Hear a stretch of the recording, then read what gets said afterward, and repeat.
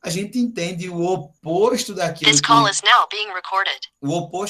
que Jesus está falando, ou que quem quer que seja está falando. Então, a ironia é uma figura de linguagem que quer expressar o antônimo, o oposto daquilo que está sendo dito, tá? Bom, lembra quando o jovem rico chegou para tratar com Jesus? Ele chegou com malícia, tá? Chegou com ironias. Aí ele chegou dizendo: bom mestre, que farei para herdar a vida eterna? Aquele jovem não achava que Jesus era mestre. E muito menos achava que Jesus era bom. Ele não achava isso. Até porque o Deus dele era o dinheiro, né? O Deus dele era o dinheiro, então ele não achava isso. Daí o que foi que aconteceu?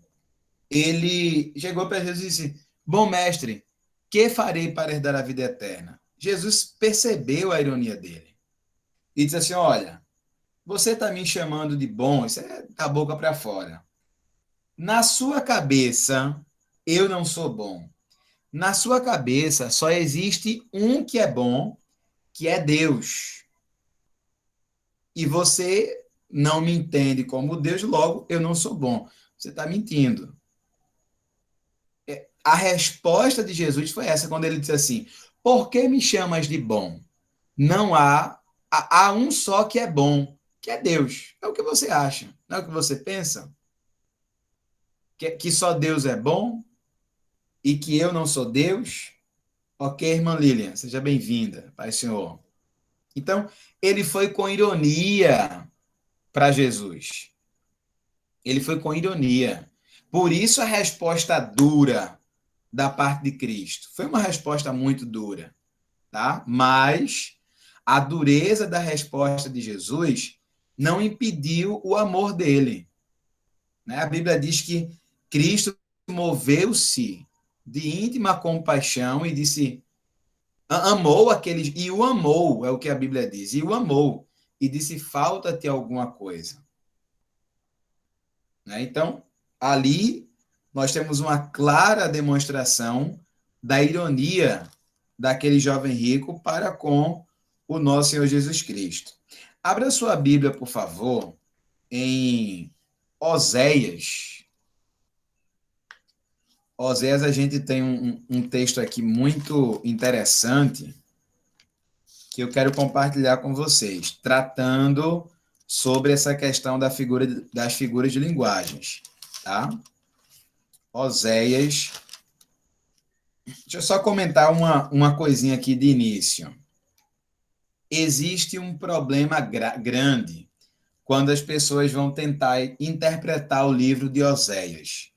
Porque o livro de Oséias tem muitas figuras de linguagens, tá? Logo no início do livro de Oséias, Jesus manda ele se casar com uma mulher que era prostituta, chamada Gomer. Gomer, uma prostituta. E aí tem um problema de interpretação que eu não sei resolver. Esse daí eu não sei resolver, não, tá? Porque alguns acham que aquilo que Jesus estava dizendo para o Oséias casar-se com uma mulher prostituta era uma figura para que ele sentisse aquilo que Deus sentia ao ser traído pela nação de Israel. Então, seria uma figura por isso. E aí, quem entende que é uma figura, quem vê enquanto figura, entende que aquele casamento não aconteceu de verdade. Mas quem entende com literalidade, lê isso aqui e diz assim, ó, realmente Deus mandou o Oséias se casar com uma prostituta e disse que ela ia continuar nas suas prostituições e que ele permaneceria casado com ela.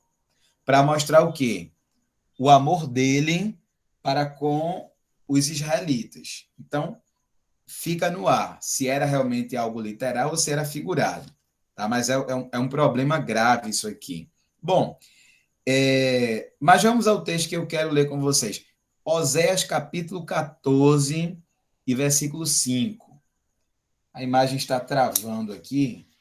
Deixa eu abrir a porta para ver se melhora. Oséias capítulo 14, versículo 5.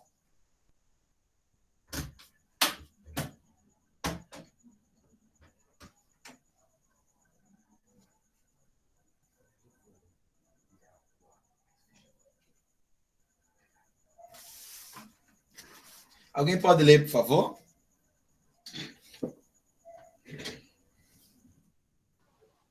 Oséias capítulo 4, versículo 5. É Eu 14. serei... 14, 5. Eu serei para Israel como o orvalho. Ele florescerá como o lírio e espalhará suas raízes como o Líbano. Pronto, olha. Deus está dizendo assim, ó, eu vou ser para Israel como um orvalho. Isso aqui é uma figura de linguagem. Né? O nome dessa figura de linguagem aqui é comparação. Eu serei como um orvalho. O que é que Deus está dizendo aqui quando diz que ele será para Israel como orvalho? Provavelmente, Deus está dizendo assim, olha, eu vou abençoar vocês. Eu vou, entre aspas, regar a terra de vocês. Eu vou fazer com que vocês sejam prósperos nos seus negócios. E aí ele continua, ele, Israel, florescerá como um lírio. Veja, Israel florescerá como um lírio. Israel era uma nação. Como é que uma nação floresce? O que floresce é uma planta que dá flor. Aí sim floresce. Mas Deus está dizendo assim, ele, Israel, florescerá como o lírio e espalhará as suas raízes como o Líbano. Estender-se-ão as suas vergônteas, né? E a sua glória será como a da oliveira, e o seu odor como o do Líbano. É isso que Deus está dizendo aqui. Então, tudo isso aqui é figura de linguagem. E aí a gente tem Ezequiel, um monte de figuras de linguagens. Os evangelhos também têm várias figuras de linguagens. Professor, Profetas maiores e menores. Diga, irmão Samuel. eu poderia dizer que Jesus falou aqui em João 11, no versículo 11 ele diz que Lázaro dorme, no versículo 14 ele diz que Lázaro morreu. Isso é uma figura de linguagem? É assim.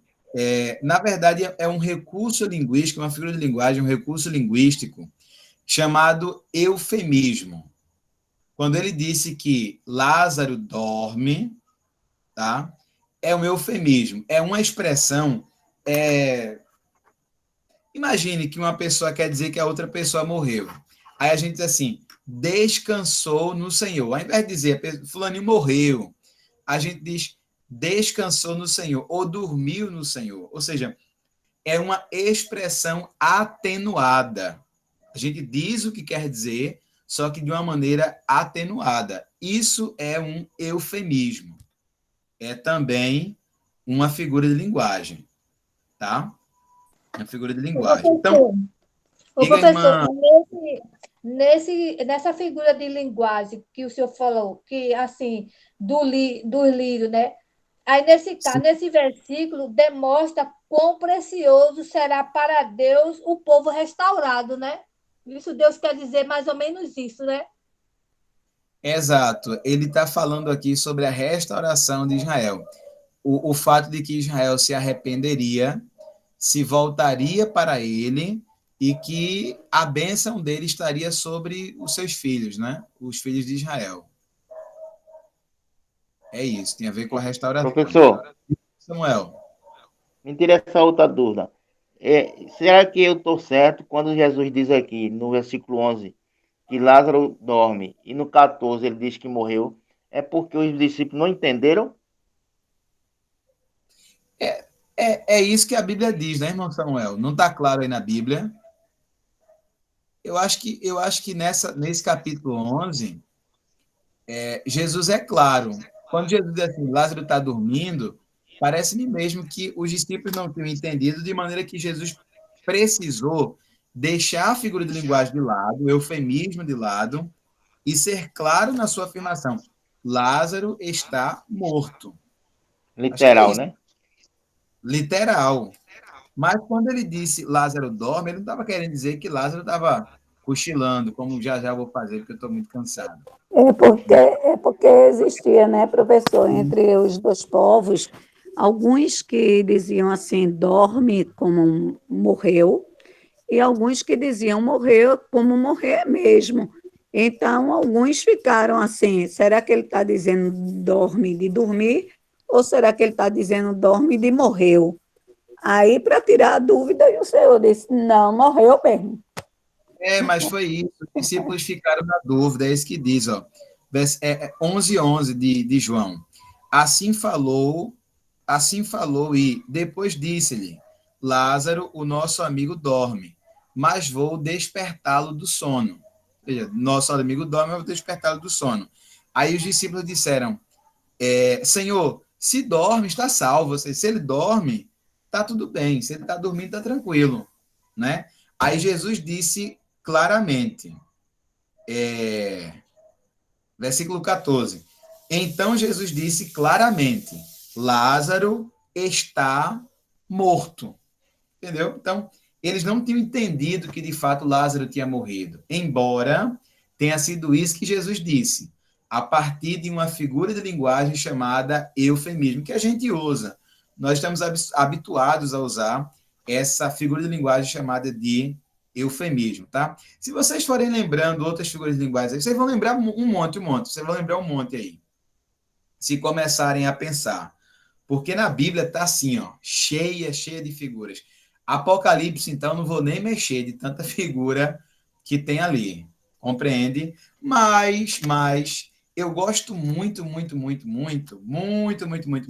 de quando estou falando sobre figuras de linguagens, citar um livro que é poético e que tem uma infinidade de figuras de linguagens. Cantares de Salomão, né? Cantares de Salomão. Eu fiz um poema, inclusive, inspirado nesse livro Cantares de Salomão, que é intitulado O Maior Cântico, né? Tal como o lírio entre os espinhos, cheio de figuras de linguagens. É a minha amiga entre as filhas dos homens. Pelas ruas e pelas praças buscarei aquela que minha alma ama. Queira Deus que eu a encontre antes do resfriar do dia e do cair das sombras. O seu falar é doce, favos de mel emanam da sua boca. Ó povos, se achares minha amada, diga-lhe que estou enfermo de amor. Recordo-me, na frecha da porta vi a sua mão, meu coração tremeu, derretendo-se de amor. Diga-lhe que debaixo de uma macieira lhe esperarei, até ouvir o seu falar muitíssimo suave, totalmente desejável. Meu coração se morre de alegria, jardim fechado és tu, ó amiga minha, tal como o cheiro das rosas é o cheiro da tua respiração. Põe-te como selo sobre o meu coração. Sinto-me feliz. Meu nome é derivado de amor. O amor não é como a vida, que se acaba. É como a morte, dura para sempre. Tá? Eu fiz esse texto inspirado no livro de Cantares de Salomão. Provavelmente, quando eu disse assim... Quando eu estava falando aqui algumas frases, vocês certamente lembraram de alguns trechos escritos em Cantares de Salomão. Mas vamos ver aqui alguns trechos que a gente encontra figuras de linguagens, tá? Logo no começo, no número 1, a gente tem Cântico dos Cânticos, né? Ou seja, o maior cântico, aquele cântico que está sobre todos os outros cânticos, que é de Salomão. Beije-me ele com os beijos de sua boca, porque melhor é o seu amor do que o vinho. Está fazendo uma comparação aqui, né?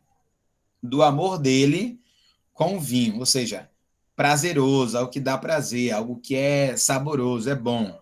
Aí no verso seguinte está escrito, isso aqui é a esposa anelando o seu esposo, tá? No 3, para cheirar são bons os teus ungüentos. Como unguento derramado é o teu nome. Veja, como unguento derramado é o teu nome. O que ela está querendo dizer com isso aqui? Aí eu pergunto para vocês, o que é que a amada está querendo dizer quando afirmou: como unguento derramado é o teu nome? Amor, não dê fila. Minha esposa está querendo dar fila a vocês. Não, não pode. E aí, gente?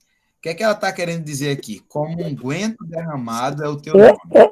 eu vi, professor, eu vi a sua ânsia quando o senhor fez esse poema.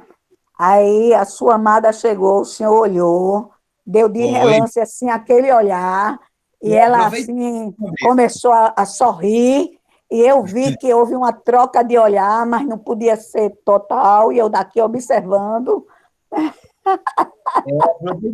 Gente. Vou perder a oportunidade, é? e ela querendo dar fila a gente, deixa ela dar fila, professor. Oxi. Não, mas ela deu um grito aqui querendo dar fila. Não. O que é que ele está. Imaginem.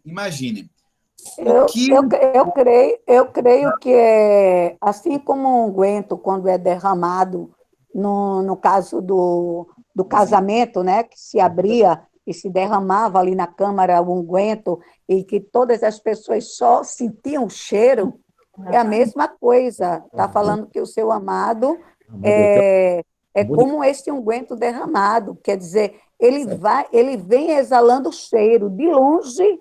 Você já sente o cheiro de quando ele vem. Alguma Veja, coisa agora desse tipo. veja a segunda parte. É porque eu não Como. estou lendo, eu não estou lendo o É, versículo, que eu não posso ler. tá Tá falando. tentando, né? Da mulher. Amado é o teu nome. A mulher para tudo, né? A mulher é a igreja. O nome, Coisa, né? É, e está escrito aqui. então, Você fica toda assim. É Porque então, o nome dele é pronunciado tanto Sim, que vai de vento em polpa, Ali é fechado. levado, que coisa, mas né? como. de tão pronunciado. Pura, né? Tem que Que a ser gente pura. pensa que é para elogiar a mulher, né? É, Mas sério, O áudio vai é, abrir de novo aqui. A professora quer falar? mas literário não, viu? Fonte selada. você tá vendo? Perdão, tá bem. Acho que não. Deixa eu fechar aqui. Bom, então, como unguento derramado é o teu nome, unguento derramado é algo muito agradável, né, gente? É algo muito. É unguento, é um perfume. Unguento é perfume. Perfume cheiroso. Então, quando se derrama assim, a gente sente aquele bom odor. É a mesma coisa, era a mesma coisa da amada quando ouvia o nome do amado. Era algo muito agradável. É isso que ela está querendo dizer aqui. Que ouvir o nome do amado é algo muito agradável. Tá? Aí continua, né? Por isso as virgens te amam. Enfim, tem um montão de figuras de linguagens aqui. Olha o versículo 13, olha o verso 13. No verso 13 ela diz assim: o meu amado é para mim um ramalhete de mirra. Vejam, lá no 13 ela diz assim: como unguento. Ela faz uma comparação. Ela está comparando o nome dele, ou a pronúncia do nome dele, com o cheiro do unguento. É uma comparação. Agora é diferente. A figura de linguagem lá no 3 é comparação. A figura de linguagem aqui é outra. É uma metáfora. Metáfora não é quando a gente compara. É quando a gente diz que uma coisa é outra coisa que não tem nada a ver. A gente diz que uma coisa é outra coisa. Veja, o meu amado é para mim um ramalhete de mirra. Ele está dizendo que ele é um ramalhete de mirra. Ela não está dizendo ele é como, ele é semelhante, ou ele é parecido com o ramalhete de mirra. Não, ela está dizendo ele é um ramalhete de mirra. Isso aqui é outra figura de linguagem que nós chamamos de metáfora. Ok? Isso aqui é uma metáfora. Bom, já tendo sabido o que é metáfora e o que é comparação, diga-me que figura de linguagem nós temos aqui no versículo 2 do capítulo 2. Qual é a figura de linguagem que a gente tem aqui? 2 e 2. Lê aí, professor, que eu não vejo daqui, não. Qual lírio entre os espinhos? Qual lírio entre os espinhos? Tal é a minha amiga entre as filhas.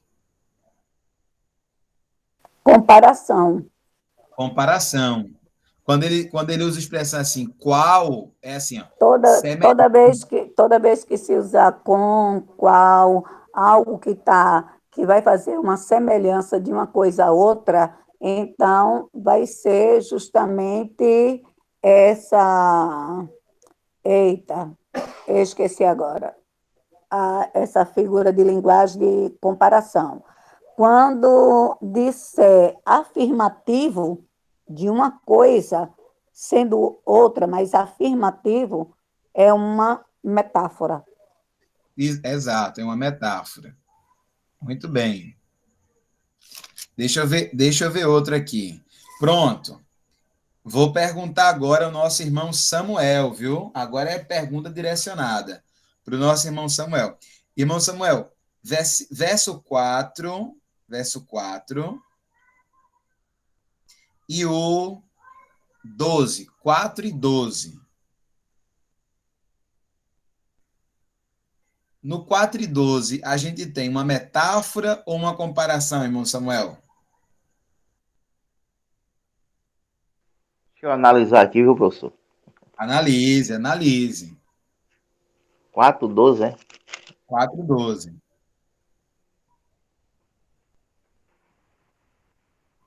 Jardim fechado és tu, minha irmã, noiva minha, manancial recluso, fonte selada. Quer Isso. saber se é o quê? Uma... Se é metáfora ou comparação. Qual é a figura de linguagem que tem aí? Jardim fechado és tu, irmã. É uma metáfora. E isso. Ele está dizendo que ela é um jardim fechado. Isso é uma metáfora, ok? Ela é um jardim fechado és tu. Isso é uma metáfora, tá? Enfim, tem um monte aqui, ó. Quase que em todos os versículos, gente, a gente encontra figuras de linguagens, tá? Várias figuras. Agora, deixa eu ver só um texto aqui, um versículo que eu acho muito legal.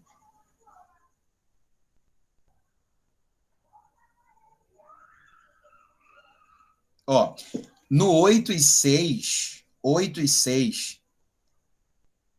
está escrito assim: o amor é forte como a morte. O amor é forte como a morte. E duro como a sepultura o ciúme. O amor é forte como a morte e duro como a sepultura o ciúme. Entendeu? Gosto muito dessa expressão aqui. Pois bem, tendo trazido para os senhores algumas figuras de linguagens, nós vamos olhar agora o nosso material, tá? E vamos ver várias figuras de linguagem. Eu, obviamente, não vou explicar todas, até porque eu precisaria de umas 15 aulas para explicar todas as figuras de linguagem a vocês. Mas eu vou passar para vocês o material completo, de maneira que quando vocês estiverem lendo alguma coisa e perceberem que é uma figura de linguagem e quiserem saber qual é aquela figura de linguagem, vocês poderão consultar o material para ver qual é a figura de linguagem, tá? Eu vou passar o material, vou falar todas que tem lá e vou pincelar algumas. Como o meu computador está muito lento, eu vou trabalhar com o celular aqui. Já está aqui. Vou fazer a apresentação.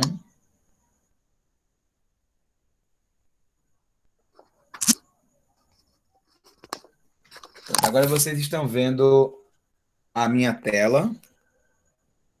Vou colocar de lado aqui. Olha aí, figuras de linguagem. Figura de linguagens.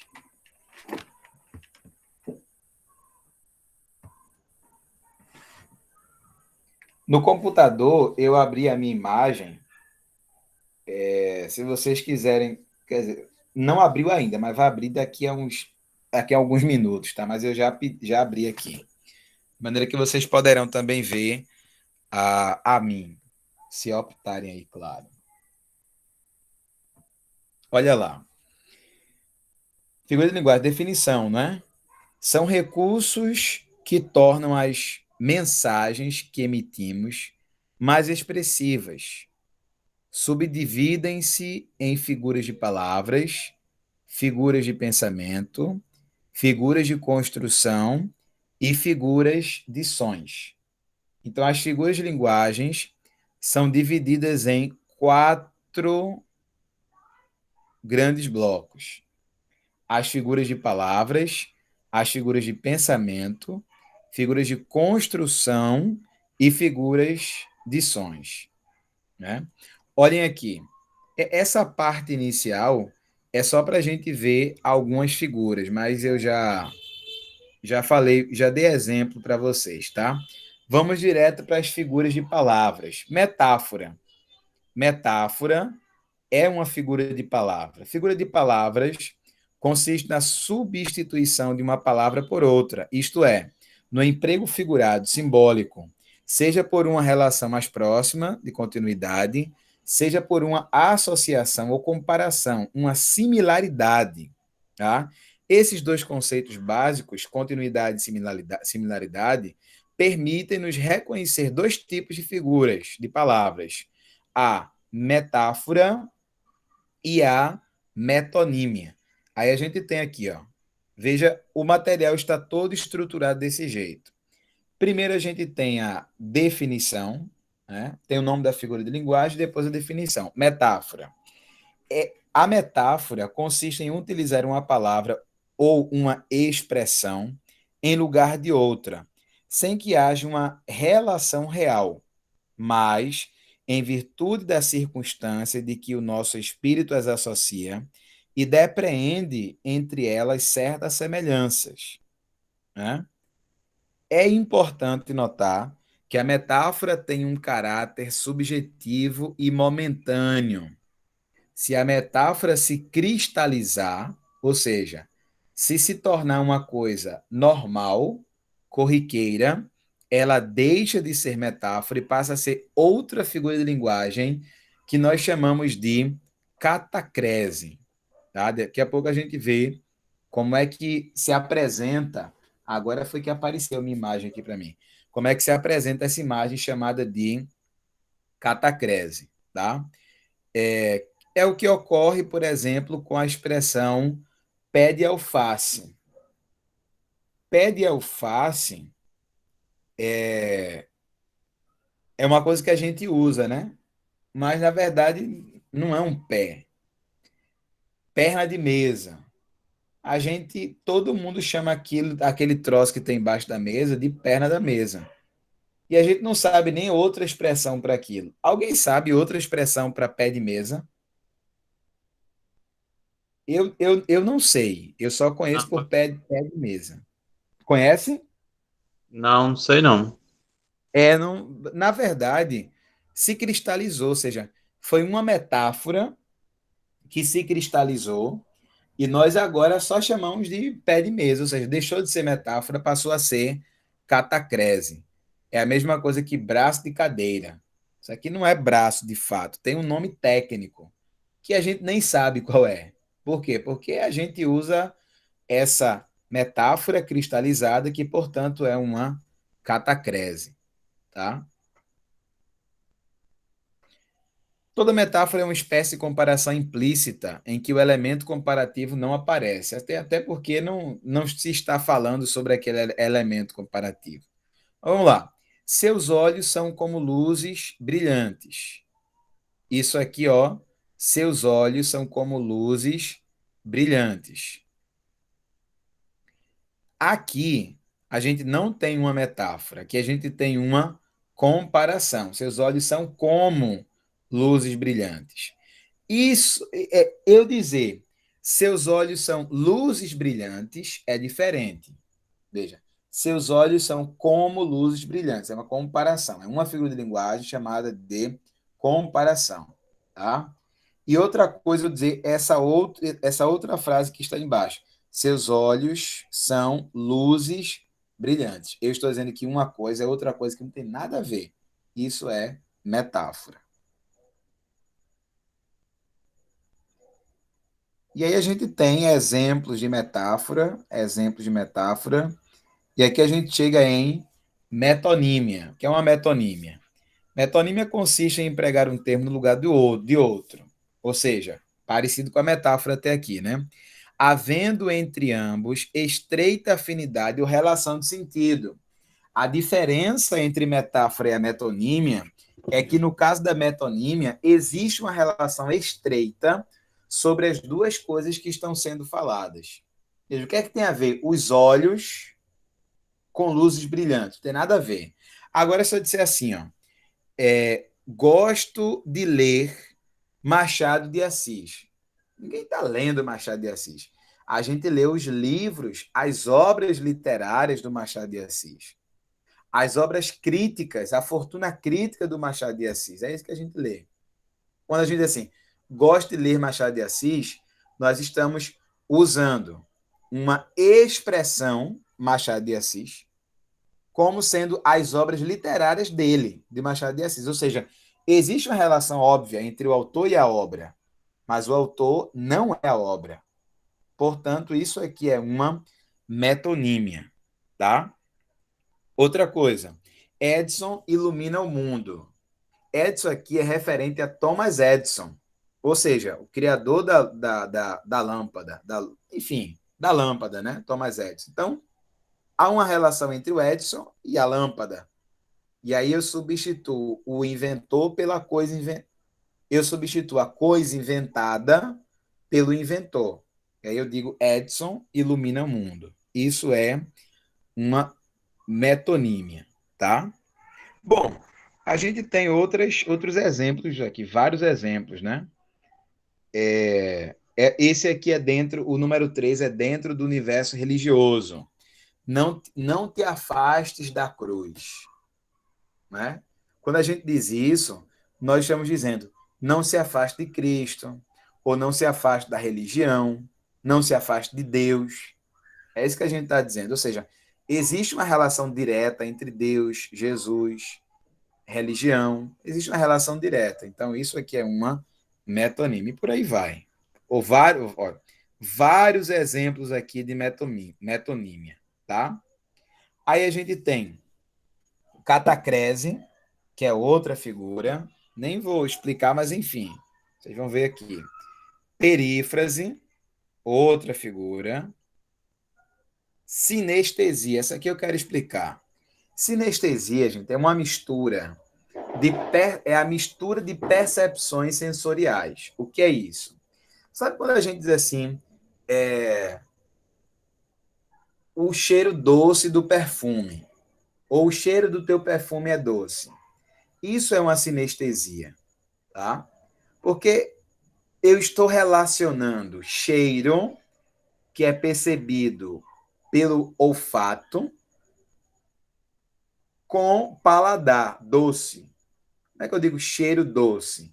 O cheiro do teu perfume é doce. Eu misturei duas percepções sensoriais, o paladar e o olfato. Essa mistura constitui, sim, uma sinestesia. Então, o que é sinestesia? É uma mescla numa mesma expressão, ou é mesclar as sensações percebidas por diferentes órgãos do sentido. Nós temos a visão, o paladar, o tato, o olfato e a audição. São 5 percepções sensoriais. Né? Se eu disser assim, ouvir uma melodia... Não, aqui tem um exemplo. Ouvir um grito áspero. Puxa vida. A aspereza eu não percebo pelo ouvido, não é pela audição que eu percebo a aspereza. Eu percebo a aspereza pelo tato, né? Uma coisa áspera eu percebo pelo tato, não é pela audição. Quando eu digo assim, um grito áspero, eu estou misturando duas percepções sensoriais. Estou misturando a audição, né, a percepção auditiva, com o tato. Isso é sinestesia. Silêncio, escuro. Silêncio, ouvido. Escuro, visão. Essa mistura de percepção nós chamamos de sinestesia. Bom, figuras de pensamento. Antítese. Na sequência tem logo o paradoxo. Tá vendo? Que é uma antítese.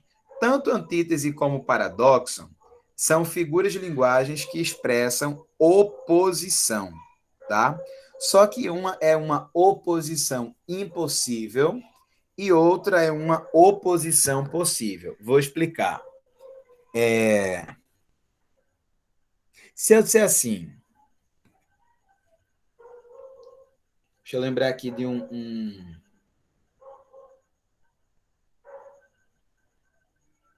Eu ia fazer uma citação de um poema do século XVII, mas aí vai complicar um pouquinho. Deixa eu dizer assim.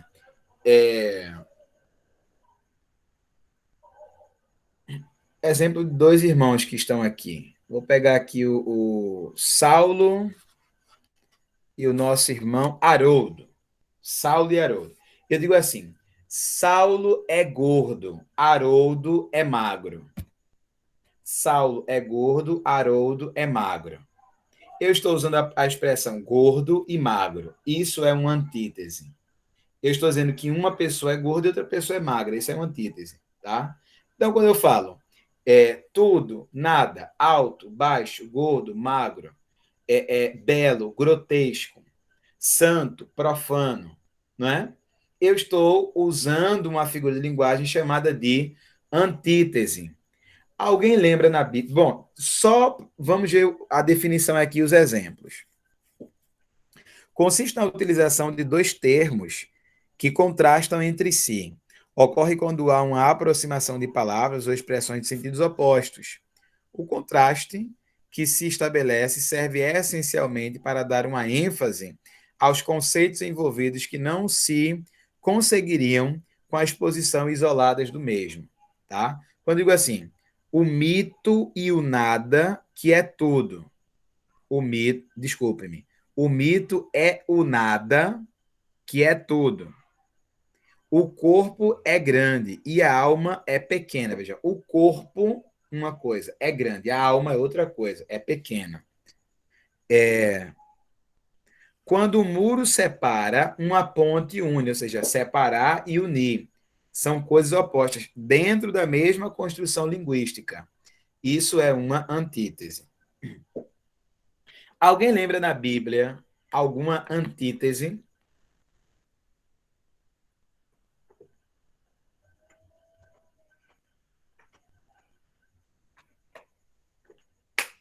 Alguém lembra na Bíblia alguma antítese? Tem um montão, tá, gente? E o Paulo, então... Agora não me lembro, não. Lembra, não? O Paulo, então, é que gostava de antítese.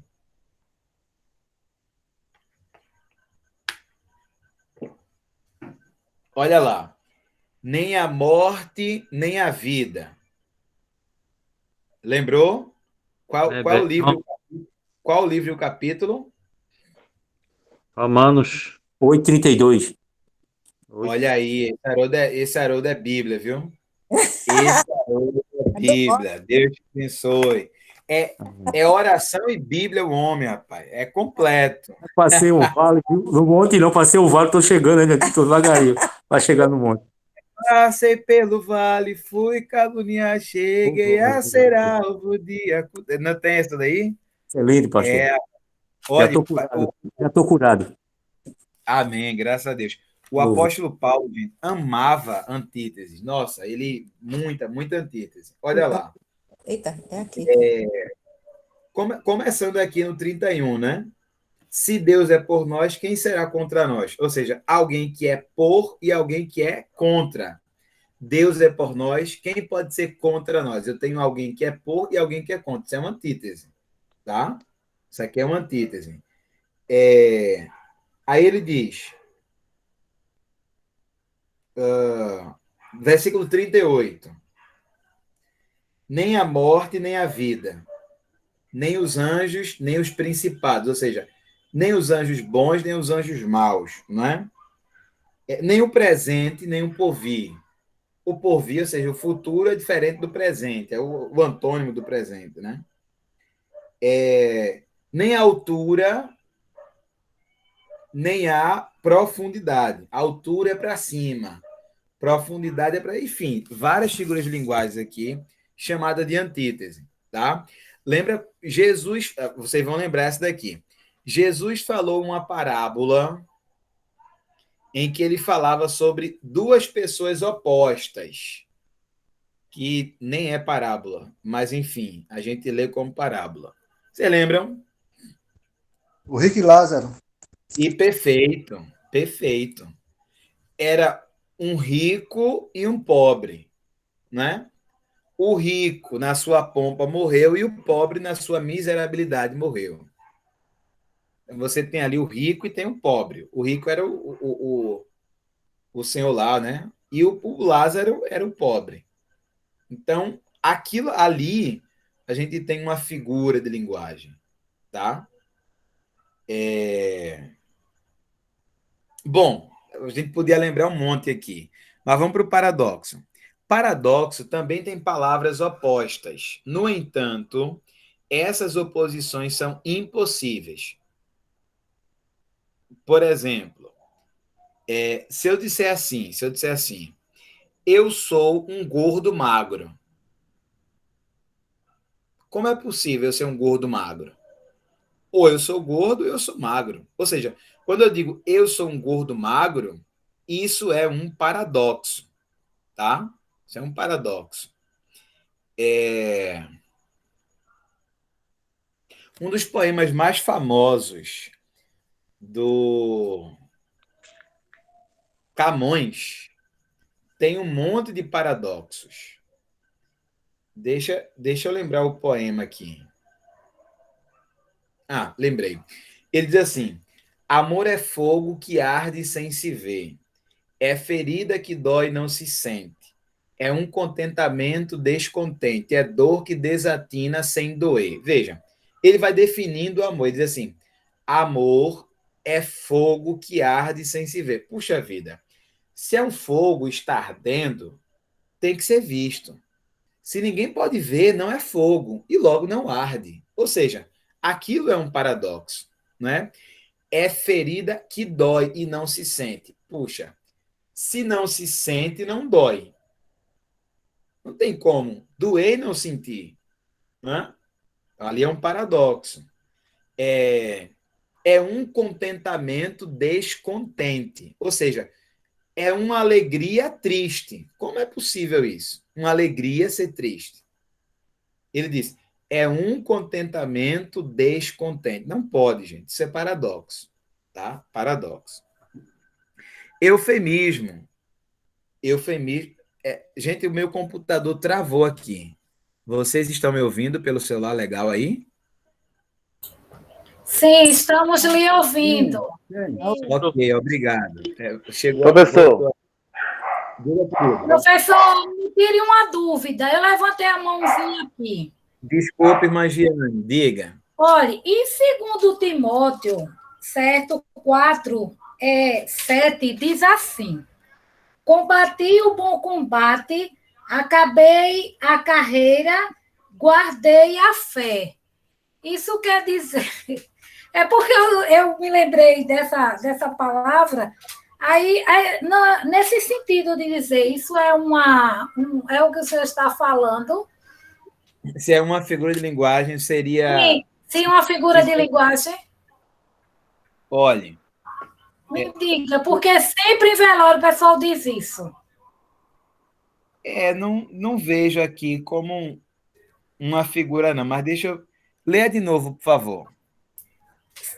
Segundo Timóteo, está escrito segundo Timóteo 3, quem quiser acompanhar 7. 4, 7. Combati o bom combate, acabei a carreira, guardei a fé. Olha, é uma figura de linguagem, mas não é essa que a gente está falando aqui. Essa figura de linguagem aqui é gradação, tá? Sim. Gradação. Existe um grau de intensificação. Diz assim, ó, combati o bom combate, é o estágio inicial. Acabei a carreira, é um estágio mais à frente. Sim.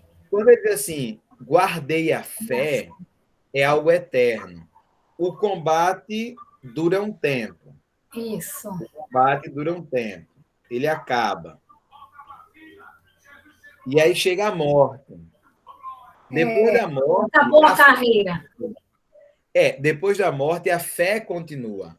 Então, ele combate, ele morre, mas a fé continua. Então, a gente Guardou tem aqui uma gradação. É a mesma coisa, é a mesma coisa que a gente for falar, por exemplo, digamos que a gente vai falar sobre corrupção no Brasil.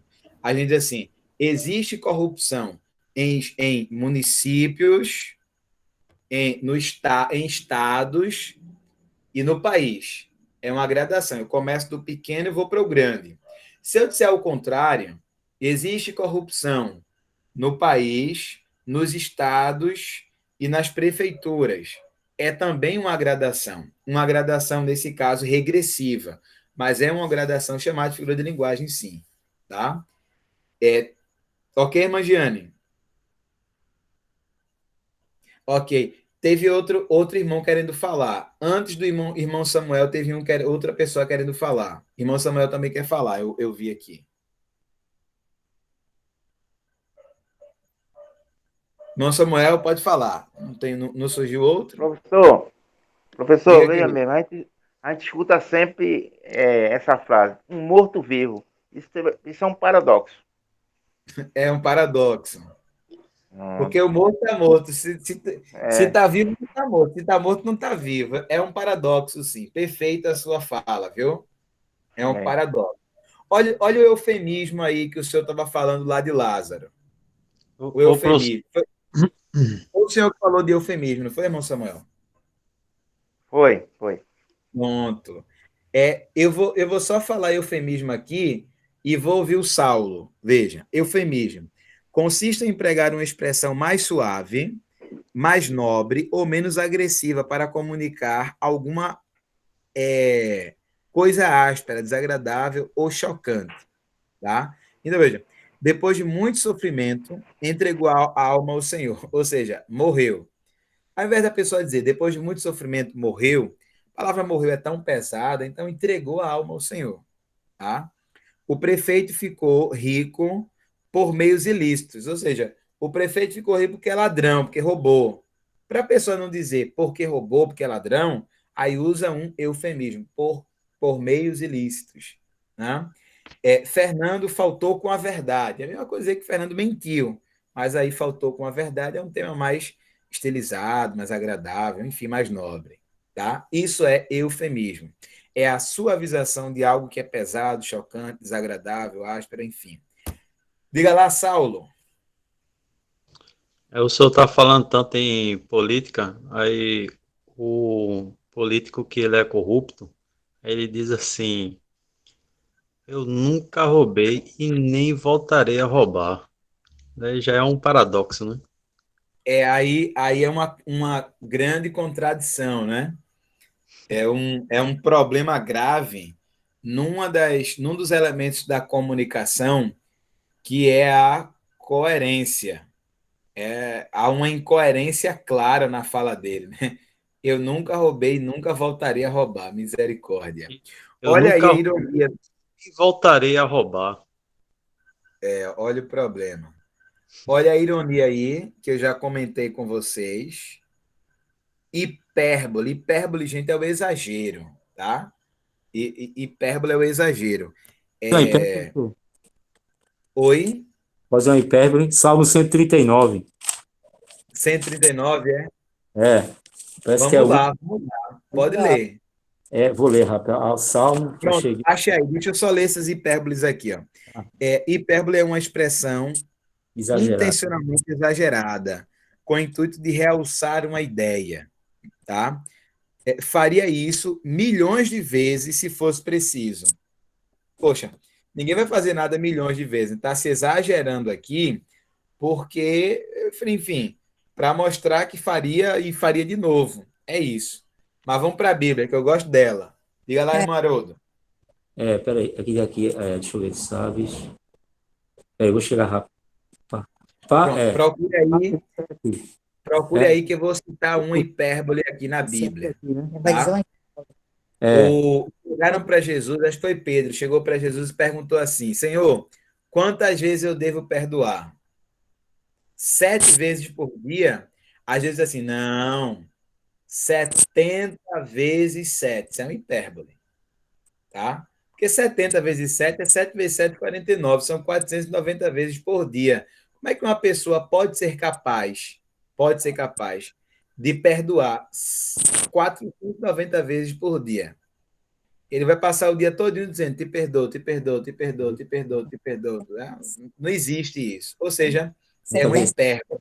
Tá? É uma hipérbole. Tem outra hipérbole, eu amo as falas de Jesus. Tem outra hipérbole quando Jesus diz assim: ele coloca 2 servos que estavam devendo ao seu senhor. Era um servo menor que devia a um servo maior. E este servo maior devia a um senhor. E aí ele diz: este servo maior, desculpe, o senhor perdoou o servo maior. E o servo maior não perdoou o servo menor, o devedor menor. Aí, o valor que Jesus coloca do servo maior, que ele devia ao Senhor, é uma quantidade, assim, impagável, era uma hipérbole. Eu só não lembro aqui, vocês vão lembrar, mas eu não lembro aqui do valor. Mas era algo em torno de, sei lá, os dois da vida. Sei lá, 1.000 talentos. 1.000 talentos seria 400 mil quilos de ouro. Ninguém consegue pagar isso. Né? Era basicamente isso aí. E aí, Maroldo? Eu disse até na sala de aula, lá na época, as meninas riram, tudinho para o professor Silvio, diz assim no 8: se eu subir ao céu, lá tu estás. Se fizer no inferno a minha cama, eis que tu estás também. Amém, professor? Mas aí seria uma hipérbole.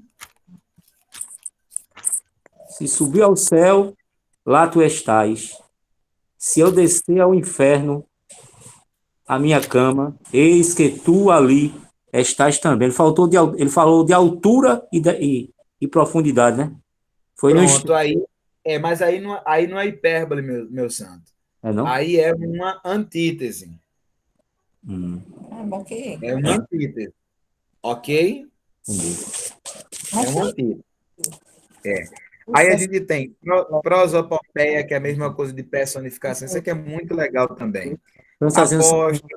Olha, professor, é onde? Diga para o Câncer. Vou dizer uma que você se está certo. Diga. 9:1. 9:1. Os céus declaram a glória de Deus e o firmamento anuncia a obra das suas mãos. É uma hipérbole? Veja, vocês estão bem porque estão identificando as figuras de linguagem, mas vocês estão falando as figuras de linguagens diferentes. Repita o versículo, por favor. Salmo 19:1. Sim. Posso falar? Por favor. Os céus declaram a glória de Deus. E Pronto, o firmamento... tá bom. Tá bom. Certo. Os céus declaram a glória de Deus. Quem faz declaração é uma pessoa, né? O céu não é uma pessoa. É verdade. Então, o céu não pode declarar nada. As pessoas declaram. Deus declara que é uma pessoa. Mas o céu não pode declarar nada. Quando eu atribuo uma característica humana a uma coisa, isso é prosopopeia ou personificação, tá? É exatamente essa figura de linguagem que está aparecendo aí na tela de vocês. Prosopopeia ou personificação. É quando eu atribuo uma característica humana a coisas, a objetos, a animais. Isso é personificação ou prosopopeia. Olha os exemplos aqui. As pedras andam vagarosamente. Pedra não anda. Assim como o céu não fala, pedra não anda. Quando eu digo que as pedras andam vagarosamente, isso é personificação, não é? Ó, o livro é um mudo que fala. Poxa vida, livro não fala. Livro não tem essa força de falar. É só um livro, né? A floresta gesticulava nervosamente. Floresta não gesticula. Quem gesticula são seres humanos. Então, quando eu digo que floresta gesticula, isso é personificação, prosopopeia, que é a mesma coisa, tá? Enfim, ó, a gradação que eu havia explicado aqui, ó, tá? Gradação, tá aqui. Tem outras figuras que são figuras de construção ou sintáticas. Elipse, zeugma, sileps, polissíndeto e assíndeto, pleonasmo. Pleonasmo a gente usa muito, gente. Professor, só uma dúvida. Lá em Isaías 55:8, que Deus diz assim: os vossos pensamentos não são os meus caminhos não são os vossos caminhos, porque os meus são mais altos. Isso é o quê? Que figura é essa? Isaías 55:8, que diz: os vossos pensamentos não são mais altos que os meus. Veja, quando ele diz assim, os meus caminhos são mais altos, ele está atribuindo uma característica. Repita a frase aí, Maroto, por favor. Os vossos pensamentos não são mais altos que os meus, e os vossos caminhos não são os meus. Deus dizendo, né? A É mais Isaías. ou menos isso mesmo, né? Os meus caminhos não são os vossos caminhos, os meus pensamentos não são os vossos pensamentos. Isso. É, ali não é uma. Barriga. Me parece uma comparação antitética. Ou seja, é uma comparação da negação entre as duas coisas. Me parece isso, tá? Eu Tá só certo. não tenho certeza. Comparação. O pleonasmo, gente, pleonasmo é Tética. uma coisa, é uma gradação, é uma comparação antitética. Tá certo. Olha, pleonasmo é a repetição desnecessária. Por exemplo, vi claramente visto. Ou seja, viu visto, claro, né? É dizer assim, o salgado, ó mar salgado, quanto do teu sal são lágrimas de Portugal. Se é salgado, tem sal, né? Ri meu riso. Você não pode rir outra coisa, você pode rir o riso, né? Subir para cima, descer para baixo, sair para fora. Lembra de Lázaro? Lembra, né? A gente comentou aqui, João capítulo 11. Lázaro sai para fora. Aquilo ali é um pleonasmo, tá? Aquilo é um pleonasmo. Em algumas versões diz, vem para fora. Ah, professor, mas Jesus diria um pleonasmo, qual o problema? Qual o problema de Jesus ter dito sai para fora? Tá? Problema nenhum, gente. Na oralidade, nós estamos habituados a falar comparações, antítese, paradoxo. Não é não. A gente fala ironia, faz parte do nosso dia a dia o uso das figuras de linguagens. Porque Jesus não podia dizer sai para fora. Qual é o problema de dizer sai para fora? Entendeu? Enfim. Tem outros aí, gente. Bom, vocês vão ter esse material, vocês vão ter o material. É um material muito bom. A literação, a sonância, onomatopeia. Ó, essas três aqui, ó, são as figuras de sons. A aliteração é a repetição de um mesmo som consonantal. A assonância, a repetição de um mesmo som vocálico. E onomatopeia é quando ocorre a tentativa de reprodução de um som de alguma coisa. Então, tic-tac, tic-tac, tic-tac, ou seja, o tic-tac do relógio. É uma tentativa de repetição daquele som do relógio, tá? Cocorococó, fez o galo às 6 da manhã. Essas coisas aqui, gente, são chamadas de onomatopeia, ok? Bom, e aqui eu tenho as fontes do material que eu organizei, e este material eu vou postar na sala de vocês agora, ok? Quer dizer, eu estou dizendo agora, mas eu tenho que fazer um movimento aqui com o computador, que geralmente demora. Inclusive, já botei para interromper a gravação aqui, mas só a graça, vai demorar um pouquinho. Bom, gente, mas era isso. Era isso que eu tinha para comunicar com vocês aqui hoje. Nós já estaremos chegando ao final das nossas aulas, né? Termina quando? Veja, a última aula que a gente terá será na semana que vem. Semana que vem a gente termina a aula. Professor, Quem não enviou? Semana que vem. Porque na outra semana já vai ser o São João, não é? Eita, mesmo. O excesso é 21, né? Professor, começa dia as 21, matérias estão se encerrando na próxima semana. Pronto, a gente tem aula até a sexta-feira. E hoje é 8, né? Hoje é 8 será nossa última aula. Quem é que vai fazer um bolinho para a nossa confraternização? Eita. Hoje, coração, vai ser um bolinho online, ô Glória, pelo menos o que vale. O bolo do céu, a palavra, eu sou bolo do céu. Peraí. Ai. Já pronto, mano. Ô, minha gente, sexta-feira todo mundo traz um bolo, traz aí. Uma torta, a gente traz aqui online. Aí É uma coisa que não pode, né, Franciana? pé de moleque. Isso é o quê? Uma comida, é boa comida, né?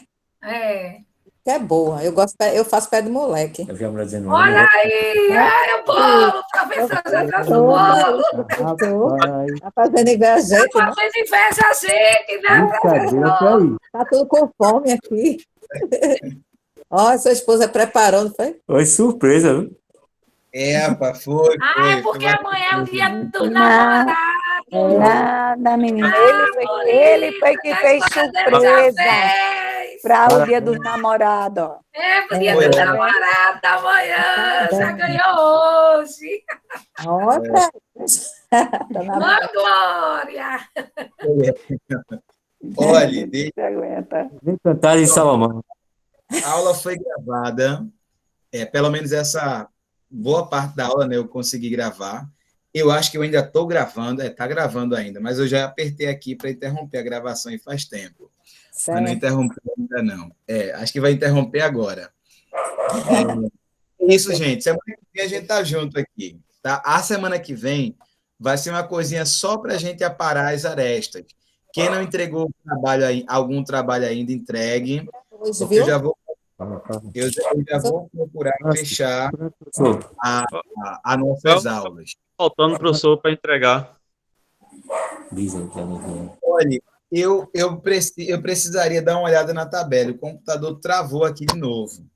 Mas eu teria que dar uma olhada na tabela. Mas eu vou fazer o seguinte, eu vou pegar a lista de trabalhos que eu passei e vou colocar a lista lá no grupo do WhatsApp. Se você vê que não fez um deles, aí você já sabe o que tem que fazer, né? Professor, faça isso, que eu estou precisando saber. Professor, só falta entregar um, que é o último que foi pedido agora. Mas, em nome de Jesus. Eu agora não sei qual é o trabalho que vocês faltam entregar. Mas quando eu mandar ali... Professor. Eu creio que eu fiz todos, do início até o fim. Eu também. Pronto. Errado, mal feito, sabe? Que nem lavadeira, mal lavado, bem enxuto. Não sei como foi, mas eu entreguei. O professor vai orar. Meu trabalho. Franci Haroldo, vai já está pronto desde tarde, viu? Vai ter chamada, vai. Já tirei um print aqui, já fiz a chamada. Amém. Vai enviar, viu, professor? Está enviando. Na paz. Só um minuto. O irmão Edson falou aqui, a gente não ouviu. Irmão Edson, o senhor pode falar novamente, por favor? Estou falando, eu acredito que só falta entregar um trabalho, que foi o último que foi pedido agora. Pronto, está tranquilo. Então, só entregue ele que tá tranquilo, né? Vamos orar, irmã Giane. Ore por nós. Não precisa falar, não. Tchau. Pai amado, Deus Todo-Poderoso, aqui, Senhor Jesus, estamos, Senhor, aprendendo cada vez mais a Tua palavra, Senhor Jesus, a forma de expressar, Jesus, que o Senhor deixou para o entendimento de cada um.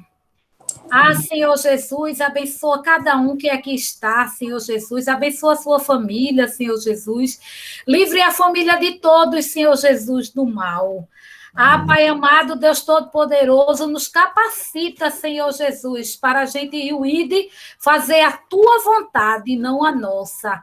E aqui nesta noite eu te agradeço, Senhor Jesus, por mais uma noite reunido com todos, que quer o melhor de Ti. Para a glória do Teu nome, Senhor Jesus. Amém. Amém. Graças a Deus. Obrigado, professor. Professor. Deus abençoe, tá bom? Deus abençoe. Amém, professor. Agora, depois, reparta uma fatia do bolo aí. Esse bolo é especial, Brisa, para ele. Olha, o negócio promete, Salomão. Claro. O negócio promete. Fiquem na paz. Fiquem na paz. A paz para todos. Amém, irmã Brisa. Amém.